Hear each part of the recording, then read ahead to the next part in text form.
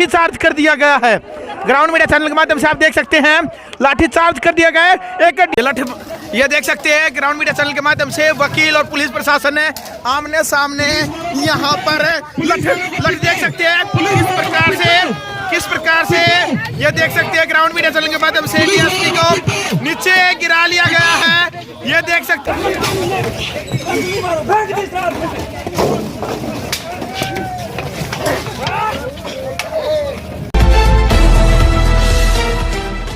नमस्कार, मैं हूं अजय भारद्वाज और आप इस समय ग्राउंड मीडिया देख रहे हैं। भैया हाई कोर्ट के बाहर इस वक्त हमारी टीम मौजूद है और लगातार तमाम तस्वीरें देख सकते हैं कि पुलिस प्रशासन और जो वकील हैं वो आमने सामने खड़े हैं। अपनी मांगों को लेकर के पुलिस प्रशासन के सामने वकील अड़े हैं, डटे हैं और अपनी मांगों को लेकर के यहाँ पर खड़े हैं। देख सकते हैं कुछ भी हो सकता है। पुलिस प्रशासन भी लाठी लिए हुए, यहाँ पर लाठी चार्ज भी हो सकता है। देख सकते हैं डीएसपी रैंक के सभी पुलिस प्रशासन यहाँ पर देख सकते हैं। इस वक्त की बड़ी खबर ये ग्राउंड मीडिया चैनल के माध्यम से लाइव तस्वीरें आप देख सकते हैं। आप सभी से निवेदन है कि वीडियो को ज्यादा से ज्यादा शेयर कीजिएगा। एक मिनट, एक बार इस तरफ से कैमरा मैन घुमा करके आइएगा एक बार। भाई साहब एक मिनट पुलिस, मेरा निवेदन है डीएसपी साहब से, डीएसपी साहब देख सकते हैं इस वक्त की बड़ी खबर ग्राउंड मीडिया चैनल के माध्यम से ये बड़ी खबर देख सकते हैं। वकील और पुलिस प्रशासन आमने सामने। डीएसपी साहब सिर्फ 5 मिनट सर, मीडिया से हैं, क्या मामला है एक बार वकीलों से भी बातचीत कर ले सकते हैं सर। सबसे पहले तो नमस्कार जी।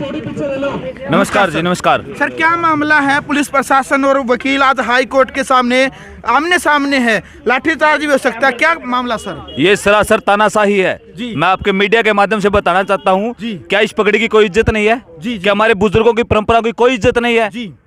कानून जो भी करता है अपना एक तरफा फैसला दे देता है। तो ये देखो बुजुर्ग आए गांव से चल के इतनी दूर से जी। थोड़ा इस तरफ और हम पुलिस प्रशासन से निवेदन करना चाहूंगा, थोड़ा मीडिया को अपना काम करने दीजिएगा। पुलिस प्रशासन अपना काम करेगा और वकील अपना काम करेंगे। सर, क्या मांगे हैं, किन मांगों को लेकर आप हाई कोर्ट के सामने आप अड़े हुए हैं?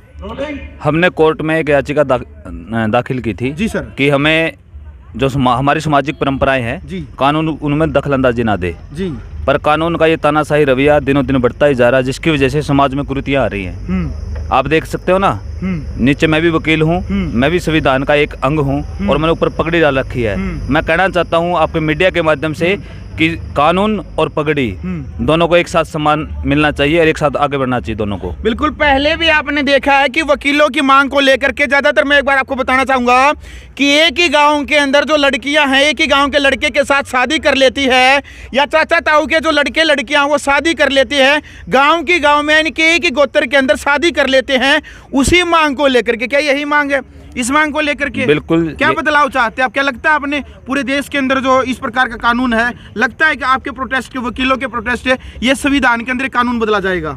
अच्छा, एक बात बताइए, आज पूरे देश में एक चर्चा का विषय बना हुआ है जी कि यूनिफॉर्म सिविल कोड लागू किया जाए जी। तो एक पक्ष इसको लागू नहीं करवाने देना चाहता। तो यदि उनकी मांगे, उनके कस्टम रीति रिवाज को संविधान अडॉप्ट कर सकता है, तो क्या हमारे बुजुर्गों की जो परंपराएं हैं उनको संविधान अडॉप्ट नहीं करेगा? या तो पूरे देश में यूनिफॉर्म सिविल कोड लागू हो, या तो पूरे देश में यूनिफॉर्म सिविल कोड लागू हो, या फिर हमारी मांगों को भी संविधान में शामिल किया जाए। बिल्कुल। ताऊ जी भी खड़े हैं, खाप पंचायत के नेता हैं। राम जी ताऊ जी। राम भाई, राम की तरफ से कहा जाता है कि खाप पंचायत कहीं तानाशाही तो तरीके से तो नहीं फैसला सुना देती है? जी नहीं, ये जो खाप पंचायतें हैं ये शुरू से चले आ रही, ऐसे नहीं है। अब देखो हरियाणा की संस्कृति को दबा दिया, इस रिवाज को प्रशासन इतना बढ़ावा दे रहा, कानून ये नहीं सोच रहा भी जो ये खाप पंचायतें हैं, पंचायतें भी हैं जो वो एक न्याय का हिस्सा है, वो भी न्याय करती हैं। गांव इतने बड़े बड़े बसे हैं और आज देख लो गांव का तो नाश ठा दिया। चाचे ताऊआ की बेटी भाग जाए हैं, एक कुंबे में तब भाग जाए, कोई जिंदगी रहे उनकी? या मांग लेकर मुरे और हमारी मांग सुनी नहीं जा रही, तो यह लड़ाई हमारी जारी रहेगी जब तक हमारी बात नहीं मानी जाएगी, ना सुनी जाएगी। बिल्कुल। चल साहब, क्या लगता है भारतीय संविधान में किस प्रकार का फेरबदल हो सकता है? वकीलों का जो इतना जमावड़ा, हजारों की संख्या में इकट्ठे हैं हाई कोर्ट के सामने, क्या लगता है फेरबदल हो सकता है? भाई देखो, उम्मीद पे दुनिया कायम है जी सर, और अगर प्रयास करेंगे घर बैठे बैठे तो कोई सुनता नहीं। और भगत सिंह ने भी कहा कि भाई बहरों को सुनाने के लिए ना तो धमाके करने पड़ते हैं, और वही एक धमाका कह लीजिए, एक चिंगारी लीजिए, वो उसी चिंगारी को लेके आज हम लोग इसी प्रयास में है कि हमारी बातें सुनी जाए, हमारे जो कस्टम हैं वो संविधान में शामिल किए जाए, उसी को लेकर। और पूरी उम्मीद है भाई, अगर तन मन से अच्छी नीयत के साथ कोई प्रयास किया जाए तो वो पूरा होता ही है। बिल्कुल देख सकते हैं पुलिस प्रशासन भी यहाँ पर मौके पर लठ के साथ तैनात है, अपनी तैयारियों के साथ यहाँ पर इनके साथ लाठीचार्ज भी हो सकता है। एक महिला एडवोकेट है, ये अलग से खड़ी है, इस काफिले में नजर नहीं आ रही है। नमस्कार मैम। नमस्ते। क्या मामला है? सभी वकील एक तरफ और आप एक साइड में, क्या धरना प्रदर्शन में आप शामिल नहीं है? नहीं, मैं संविधान के पक्ष में हूँ और जी। मैं एक सरकारी वकील हूँ। जी, क्या इनकी मांगों को लेकर के क्या कहना चाहेंगे, वो सही है या गलत है? संविधान के हिसाब से वो गलत है जी। और हो सकता है खाप पंचायतों के हिसाब से सही हो, लेकिन खाप पंचायतों के जो रूल है वो कहीं संविधान में मान्य नहीं है। देख सकते हैं, यानी कि क्या कहना चाहेंगे एडवोकेट साहब, संविधान के जो रूल है वो खाप पंचायत के जो रूल है संविधान उनको नहीं मानता? बिल्कुल नहीं मानता, वरना हमें आंदोलन करने की जरूरत क्या होती है। अब गांव में देखो, गांव में लड़के लड़कियां भाग जाते हैं, कानून उनको प्रोटेस्ट दे देता है, तो इन चीज़ों से आगे बढ़ावा नहीं मिलता है क्या? और लड़के लड़कियों को एक राह मिल जाता है उनका। तो मैं आपके मीडिया के माध्यम से कहना चाहूँगा, आप देख सकते हो कितने पुलिस फोर्स हमारे सामने आके खड़ा हो गया है और हमारा दमन कर रहा है, तो आप भी ये मांग उठाएं प्लीज़। बिल्कुल। जज साहब भी हैं। जज साहब क्या कहना चाहेंगे? खुद आप कोर्ट से बाहर निकल करके आए हैं, वकील आज हजारों की संख्या में सामने खड़े हैं, क्या लगता है इनकी मांगों को लेकर के आप क्या कहना चाहेंगे?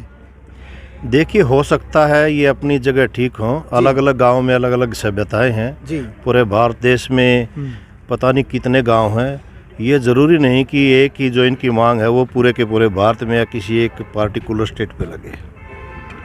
अलग अलग सभ्यताएं हैं, अलग अलग कस्टम्स हैं, संविधान के मुताबिक जो होगा प्रशासन उसके साथ होगा। बिल्कुल, संविधान के अनुसार जो होगा प्रशासन उसके साथ खड़ा है। एक बार भाई इसे भी न कहूँगा, पुलिस प्रशासन भी और जज साहब भी और एडवोकेट जी आप भी एक बार सभी आ जाएं भाई।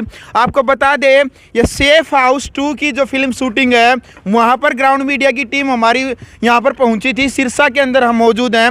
सभी को राम राम जी, ग्राउंड मीडिया के माध्यम से सबसे पहले और पूरा भाई राम राम, नमस्कार, थैंक यू। ये एक ब्लॉग बना दिया भाई ने, और जज साहब भी है और पुलिस प्रशासन और वकील भी। जी सर। तो मैं धन्यवाद करूंगा आपका, ग्राउंड मीडिया आप इधर आए, और स्टेज ऐप का धन्यवाद करूंगा, इतना अच्छे कंसेप्ट में इन्होंने हमको काम करने का मौका दिया।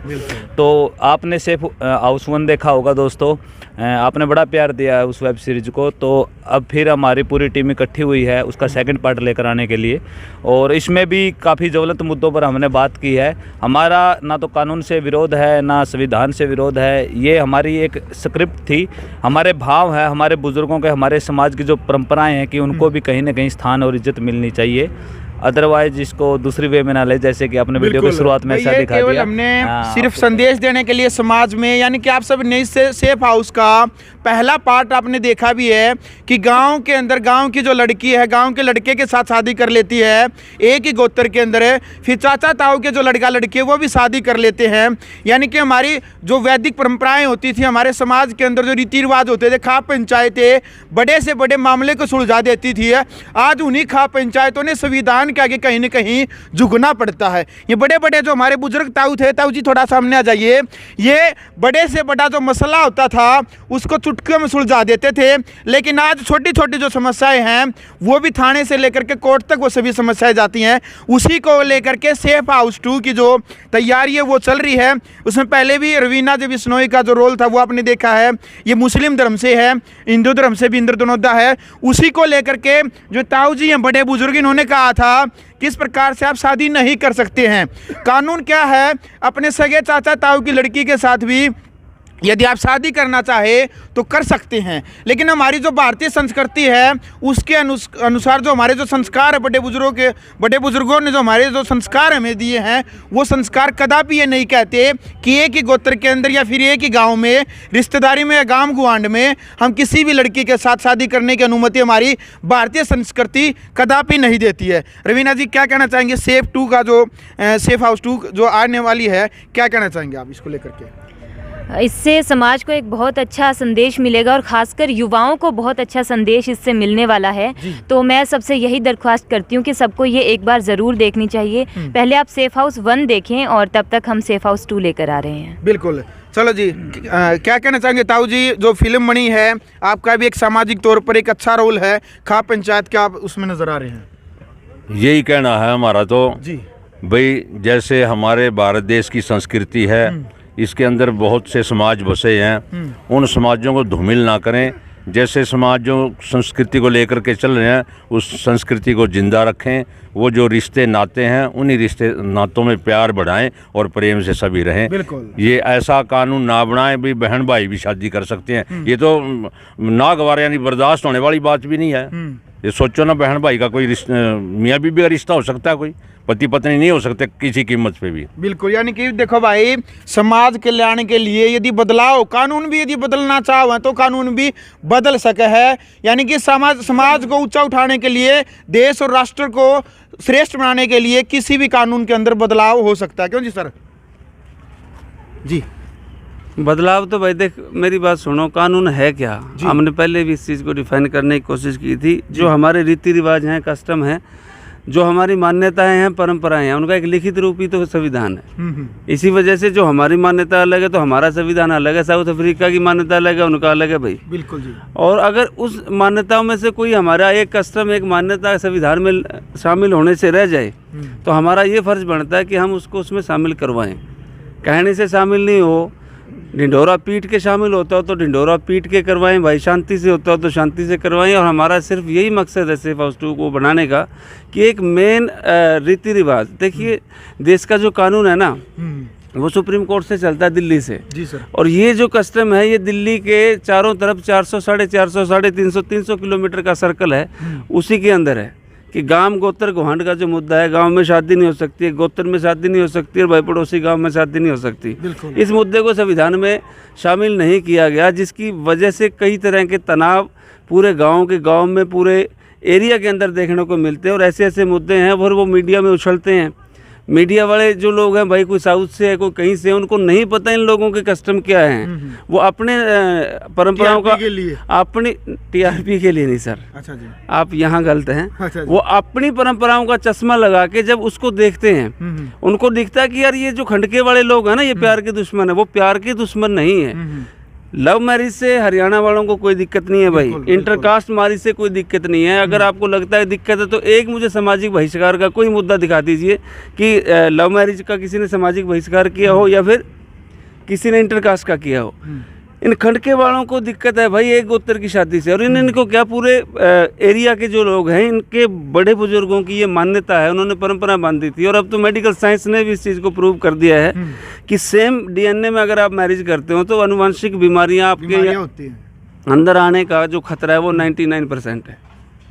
99। बिल्कुल। अगर किसी को शुगर है, बीपी की प्रॉब्लम है तो औलाद में भाई आएगी। बिल्कुल भाई, पहले भी हम बताते आए हैं ग्राउंड मीडिया के माध्यम से कि यदि एक ही खेत के अंदर है लगातार आप एक ही फसल है, यानी कि एक खेत के अंदर आप यदि लगातार गेहूं पैदावार करते रहेंगे, गेहूं बोते रहेंगे, तो आपकी फसल भी खराब होगी, यानी कि फसल कम निकलेगी और आपकी जो ज़मीन है वो भी खराब होगी। यानी कि परिवर्तन जरूरी है, चाहे ज़मीन की बात करें चाहे फिर गोत्रों की बात करें। एक ही गोत्र के अंदर लगातार सेफ हाउस 1 का भी यही उद्देश्य था कि एक ही गोत्र के अंदर या फिर एक ही गाँव के अंदर, गाँव गुआंढ और अपनी रिश्तेदारी में अलग आप कहीं पर भी आप शादी कर सकते हैं। यानी कि बिंदर भाई, लास्ट में क्या आप संदेश देना चाहेंगे? सेफ हाउस 2 जो आने वाली है, क्या आप अपील और क्या संदेश देंगे आप? बस यही अपील है दोस्तों, एक बार आप सेफ हाउस 2 को देखिए, आपका फीडबैक का भी हमें इंतज़ार रहेगा। और लगभग बातें हमने डिस्कस कर ली है, गांव गुआंढ और गोत्र तीनों चीज़ों को हमने शामिल किया है जी। भाई इन 3 चीज़ों को, ये पगड़ी आपसे अनुरोध कर रही है दोस्तों, इन 3 चीज़ों ने बख्श दो। और दुनिया बहुत बड़ी है। और रही बात लव मैरिज की और इंटरकास्ट मैरिज को, चैल साहब ने आपको बताया, इसका कोई विरोध नहीं, क्योंकि सेफ हाउस 1 देखने के बाद काफ़ी लोगों में मैसेज है कि आप क्या भाई, आप प्यार के विरोधी हो, आप प्यार का विरोध कर रहे हो। ऐसी कोई बात नहीं है। गांव गुआंढ और गोत 3 चीज़ों की हम बात करने लग रहे हैं। और इंटरकास्ट मैरिज हो या लव मैरिज हो, ऐसा कोई इशू नहीं है। और ना बुजुर्ग भी शायद हमारे इस चीज़ के खिलाफ है सर, इंटरकास्ट मैरिज और लव मैरिज के। नहीं कोई खिलाफ। तो आप प्लीज़ देखना। और समाज में जो ये लत लग गई है, बुरी बीमारी पैदा हो गई है, इसको दूर करने में आप सभी हमारी मदद कर सकते हैं। तो कब तक बन करके तैयार हो जाएगी, कब लगभग सर अभी इसका शूट चल रहा है तो 2 महीने तो मान के चलो मेकिंग में, और उसके बाद जो पीछे का काम होता है सारा वो बाकी है। चलो भाई, फिलहाल वीडियो आपने देख लिया है तो कमेंट बॉक्स में आप अपनी राय जरूर रखना कि सेफ हाउस 2 की जो टीम है प्रॉपर है वो काम करने लग रही है लगातार, ताकि समाज के अंदर एक परिवर्तन हो, समाज के अंदर एक अच्छे तरीके से बदलाव हो। आपने भी एक बदलाव यदि चाहिए तो इस वीडियो को आप ज़्यादा से ज़्यादा शेयर करके और ग्राउंड मीडिया चैनल को सब्सक्राइब करके